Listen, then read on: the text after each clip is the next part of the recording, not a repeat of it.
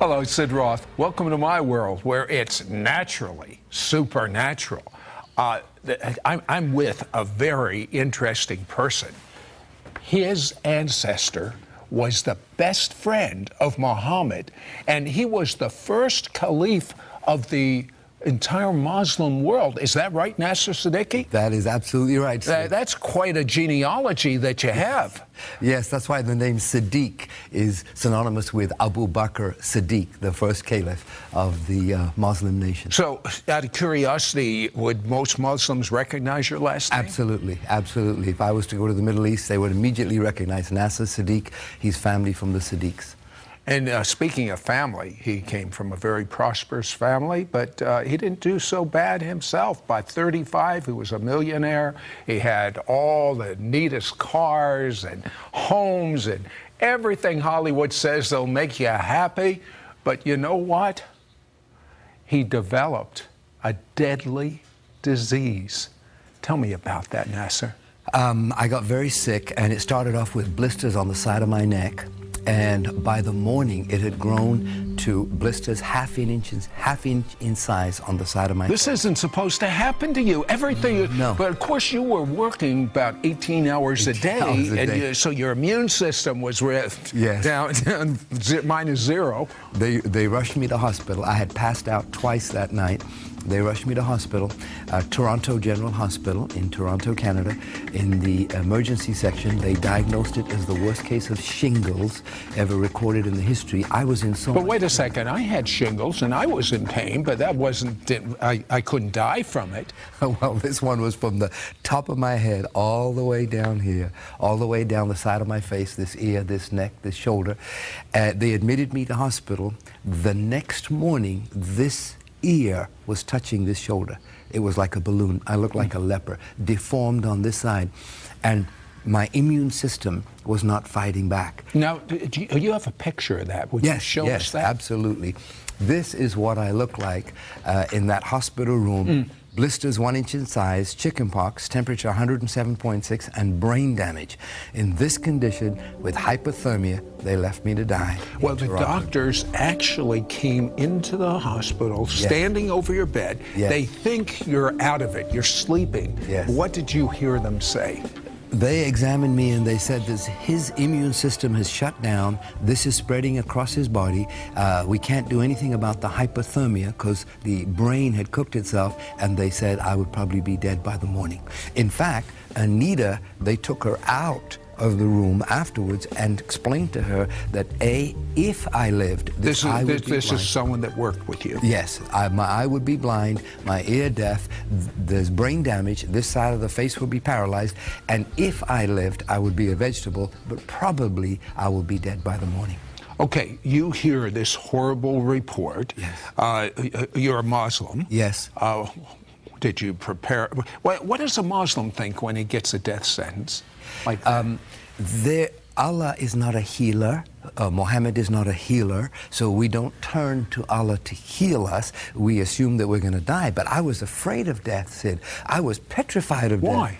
I didn't know what was on the other side, but I was afraid of it. And the very people that I had my faith in, my trust in, were those doctors. And they had just given up.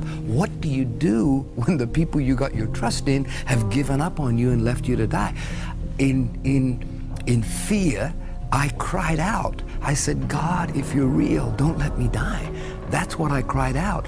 Muhammad didn't come, Allah didn't come, but that night, in that room, there appeared a figure at the end of the bed. And this person... Wait a second. Had you ever seen something supernatural like this before in your entire life? Never. There's your first time? Yes. Okay. Now there's this figure. Yes. And are you scared? What's going on? No, not at all. I wasn't scared at all.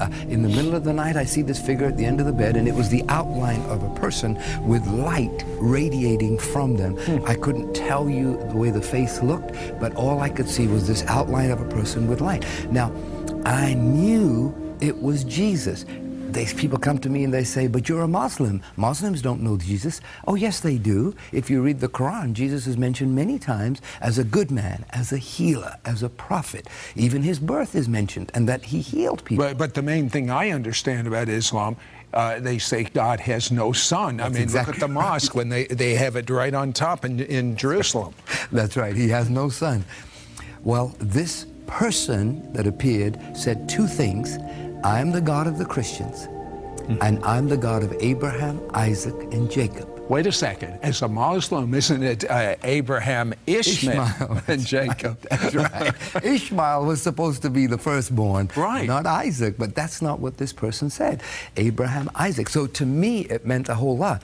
But even more astounding was that the next morning, the same doctors walked in and they said, we don't understand what's happened. It is a miracle. It has gone into remission. Instead of spreading, they are starting to decrease.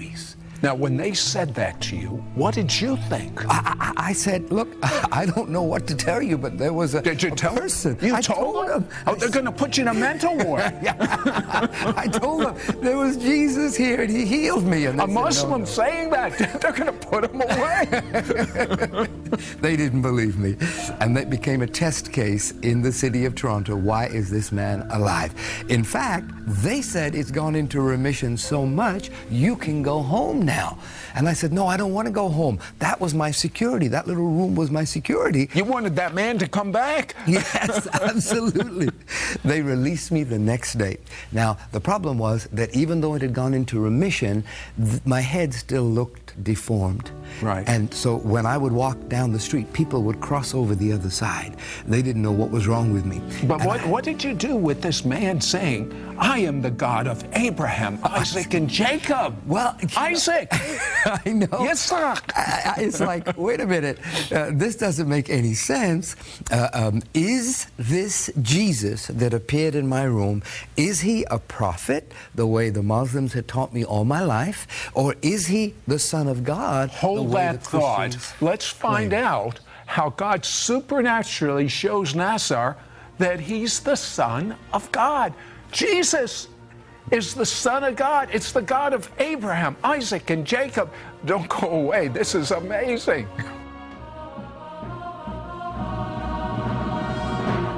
We'll be right back to It's Supernatural. We now return to It's Supernatural. Hello, Sid Roth here with Nasir Siddiq, and Nasir is a Muslim. He is literally dying, the worst case of shingles the hospital had ever seen.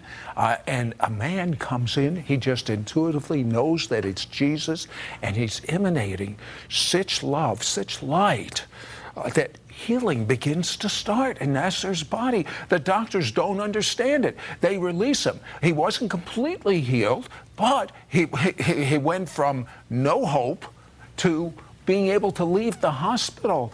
But he had a problem because this man that visited him, Jesus, said, I am the God of Abraham, Isaac, and Jacob.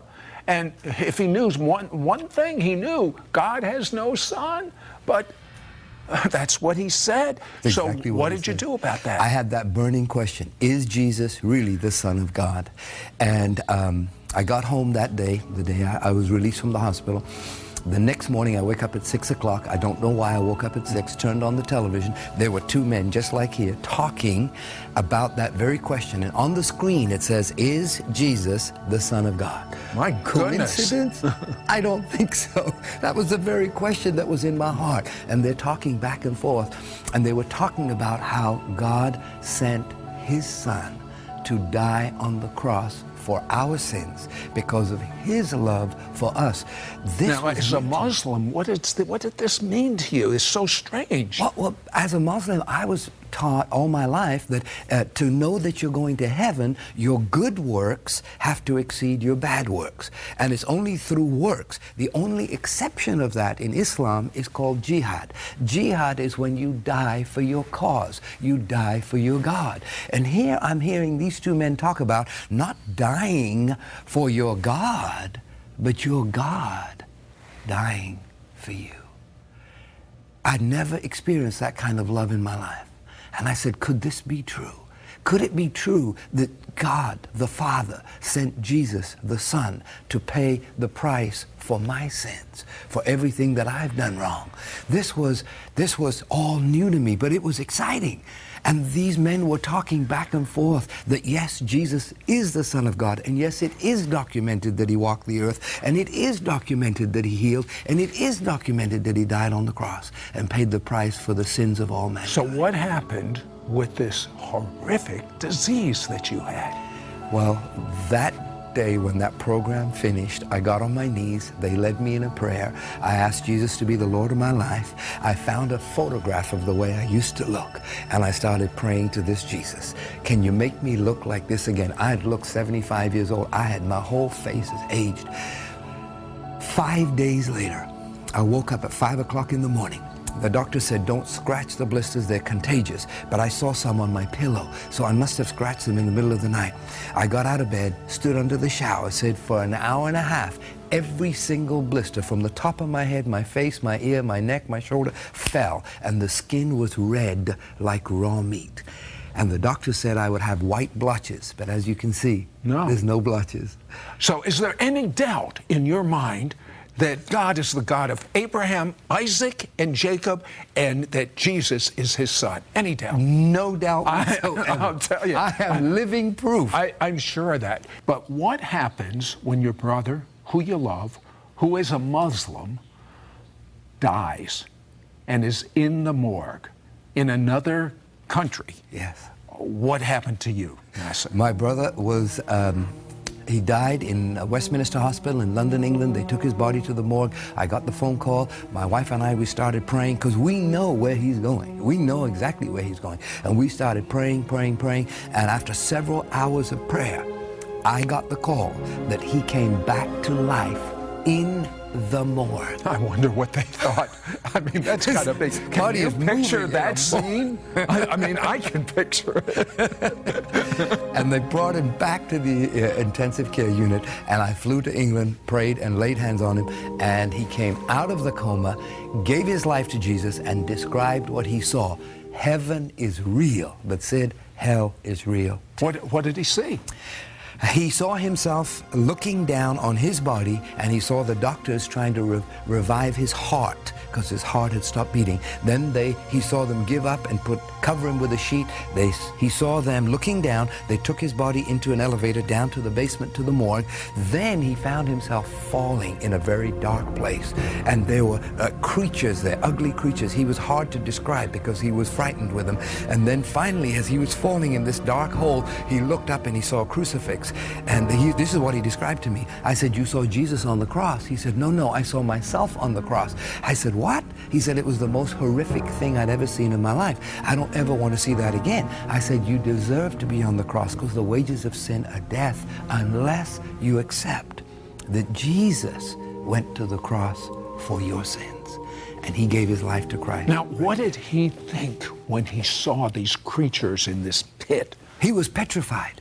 He was absolutely petrified, terrified. He was full of fear. He didn't even want to talk about it, Sid. And when he talked about it, his eyes just grew big, and it was like, I don't even want to talk about it. I don't even want to think about this.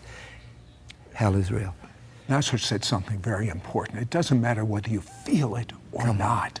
His brother saw hell. He saw this pit, these horrible monsters, and he made Jesus his Messiah. If this Muslim with such a substantial background could believe in Jesus, you could do that right now. If you will believe that Jesus died for your sins, every bad thing you've ever done, he died for. And tell him you're sorry for the bad things you've done. It's washed away, and you ask Jesus to come and live inside of you and be Lord of your life. If you'll do that now, you will know that you're going to heaven. You won't hope, you won't think, you will know. Knowing is much better than where you are.